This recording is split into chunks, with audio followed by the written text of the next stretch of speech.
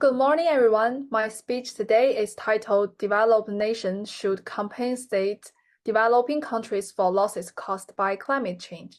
Let me start with a simple but heartbreaking image. A family living on a small island wakes up to find their home underwater. Their land is dry and cracked. Their children have no clean water to drink, no food to eat. They've done nothing to cause climate change. But their suffering its worst effects. According to Shanghai, for the poorest nations, climate action isn't just about protecting the environment, it's about survival. This is a daily reality for millions across the developing world. As McClear pointed out, the people most affected by climate change are often those least responsible for it. It's an issue of fairness, justice, and shared responsibility. Why does this matter to us? Because climate change is a global issue. It affects our economies, our future, and our sense of equality.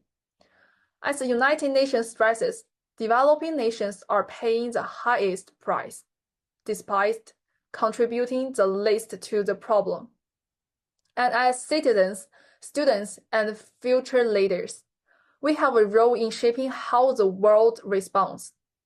I've spent time researching this issue, especially how low emission countries are facing the most damage. Resources like the UNFCCC and recent academic studies, I've come to a clear conclusion. Developed nations must take responsibility and offer compensation for the climate losses they've helped create. Today, I'll focus on three main points. First, I will examine the uneven impact of climate change on developing nations, particularly small island states and least developed countries. Second, I will discuss the historical responsibility of developed countries in causing these issues. Under principles such as common but differentiated responsibility. Finally, I will highlight the lack of sufficient financial mechanism, such as carbon taxes, to support fair compensation for those most affected. Let's begin with the impact. To understand the scale of injustice, we need to look at how developing countries are hit hardest by climate change. Many of these nations contribute little to global emissions, yet they face the most devastating consequences. Take small island states, rising sea levels, intense storms, and loss of biodiversity are threatening their very existence. McClear identified them as among the most climate vulnerable places in the world. And then there are the least developed countries, places where droughts and floods wipe out crops, displace families, and destroy fragile economies. Ambaya and Sini explain how these disasters fuel long-term instabilities, poverty, and even conflict. So if these countries didn't create the problem, who did and who should help fix it? That brings us to my second point, the responsibilities of developed nations. For over 2 centuries, wealthy countries have burned massive amounts of fossil fuels to build their economies. These emissions are the root of today's climate crisis. McClear linked historical emissions directly to current climate impacts. International agreements like the UNFCCC reflect this reality. The principle of common but differentiated responsibilities says that while every country should help tackle climate change, developed nations, because of their history, must do more. The beneficiary pays principle takes it further. Those who get the most from emission should also carry the cost of repairing the damage.